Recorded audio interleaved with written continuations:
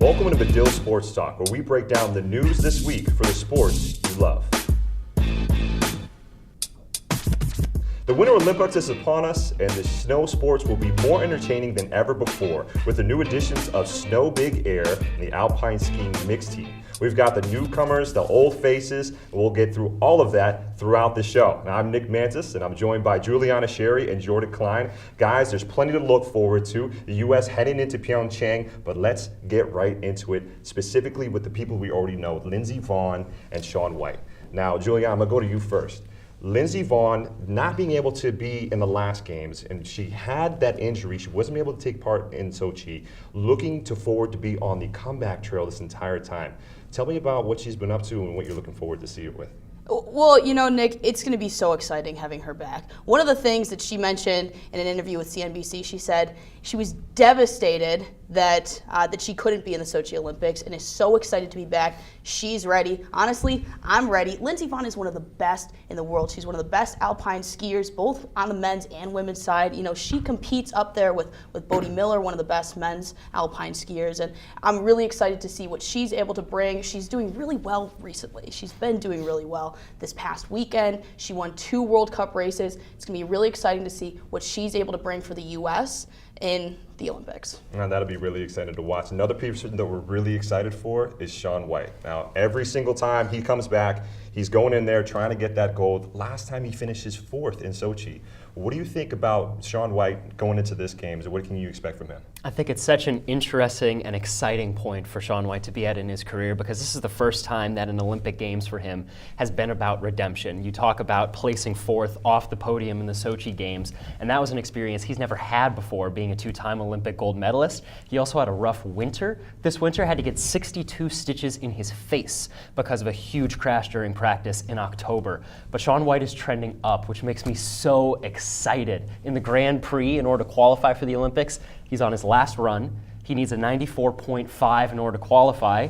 He gets a 100, a perfect score. That's only the 2nd time he's done that in his career. Man. So he's trending upward, and the fun thing about this half-pipe event too is that everybody else is as well. So it's going to be a fun Olympics for Shaun White. It's going to be a fun Olympics for us to watch. Now, part of that fun that we're all waiting to see is the half-pipe snowboarding. Now, besides Shaun White, who we all know brings aerial tricks, whether or not he's going to land or he's going to maybe hit, or what we can see from him, besides him, we all know who he is, who are you excited to see in the half-pipe for snowboarding? Well, first off, I have to look at the international competition, Nick. I'm so excited to see Japan's Ayumu Hirano. Hirano just won the X Games gold, placing a 99 on his final run, back-to-back 1080s, back-to-back 900s, and it's going to be really excited to see what he's able to bring against Shaun White. I'm also looking at the Australian Scotty James. James laid the silver for the X Games, putting down a 98, and he did that right after Hirano put down the 99 that knocked him out of gold medal contention. So you look at that and you say, okay, this is on both of their final runs, that 3rd run of the half pipe, and you look at it and you say, wow, these guys really know what to do in clutch time. They know how to put down the run that can get them into the right spot. I am looking also at Yuri Podlachikov. I can't not talk about him. He is the reigning Olympic gold medalist. iPod went down at the X Games on his 2nd run. He injured, he broke his nose. We don't know yet if he's going to be performing at the Olympics, so I think he's certainly one to look out for. And one to look out for as well is, on the women's side, it's got to be Chloe Kim. Now, she was on everybody's radar going into Sochi. She was not able to compete because she was too young. Now, what are you expecting from her when it comes to not only for the half-pipe, but for snowboarding altogether?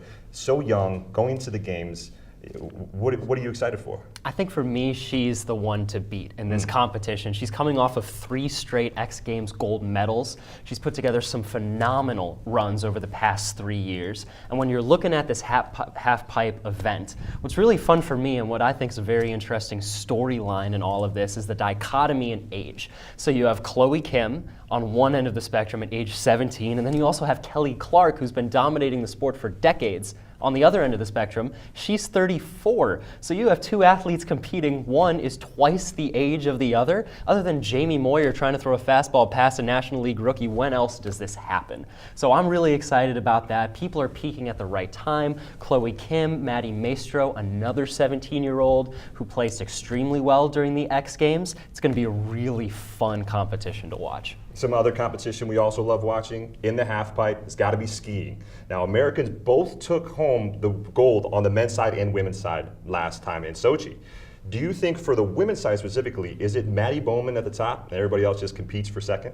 Yeah, you know what, Nick? It really looks like that. I mean, Maddie Bowman, like you said, reigning gold medalist. She's also coming off an X Games gold, and this is going to be big for her, especially being on a U.S. team that is absolutely stacked. You got Bowman, Devin Logan, Britta Sigourney, who is also the X Games silver medalist from this year, and I think it's going to be huge. But they do have a lot of competition. They're going to be looking at Maria Martinat, who took 4th at the X Games this year, and she's coming out of France, as well as looking at Ayana Ozanuko, who she comes out of Japan. She took 6th. So the 4 or 5 of them, it's going to be a big competition. I think it's going to be really excited. It's going to be so competitive. And I think it's going to be one of the best events this year at the Games. Now, moving over to the men's side, it's David Wise, who just got it in Sochi for the American side, bringing that gold, going for his second. Do you think that he can do that again, or is there somebody else that's going to stop him? I think David Wise has put himself in a very good position because he's coming off of an X Games victory this year.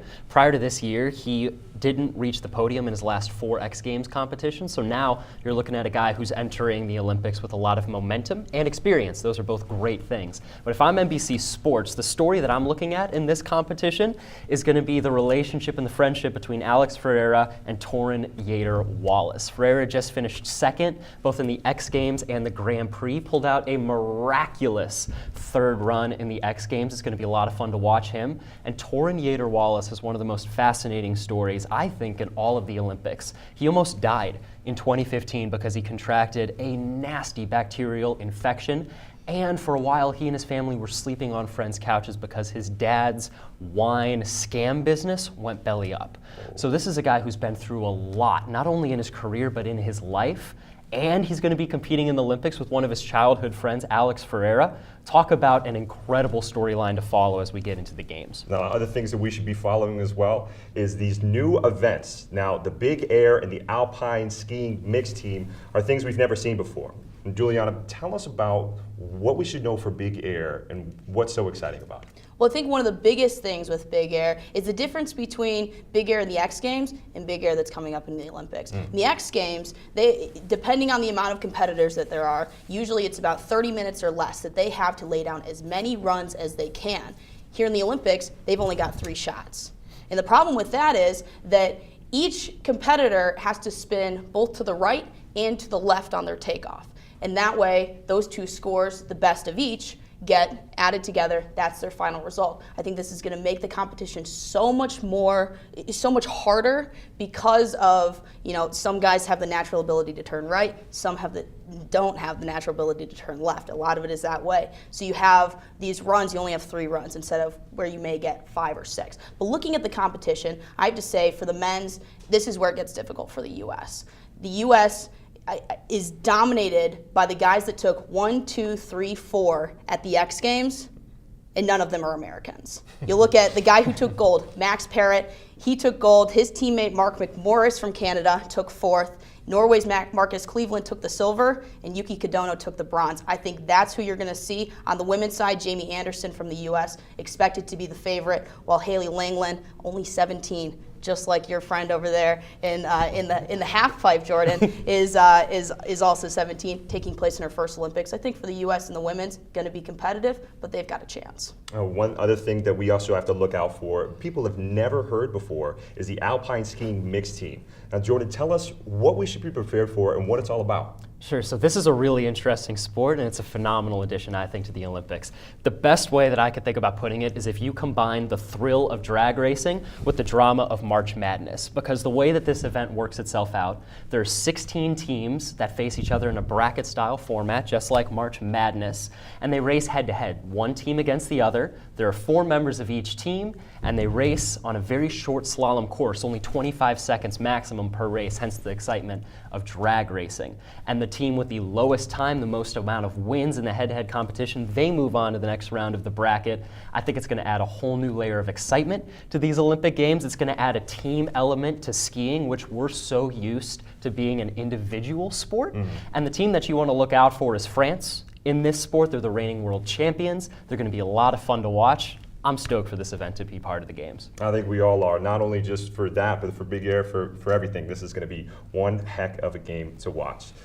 The lucky thing about snow sports this year, about the Olympics, almost every event is live during prime time, with the event airing on Saturday. Be sure to check us out on all over the Olympic events this next 2 weeks and get prepared for ice sports by checking our other Olympic segments on our YouTube channel. Follow us on Twitter and Snapchat. Like, subscribe, comment, you know what to do. For Juliana, Jordan, I'm Nick Mantas. Thanks for watching.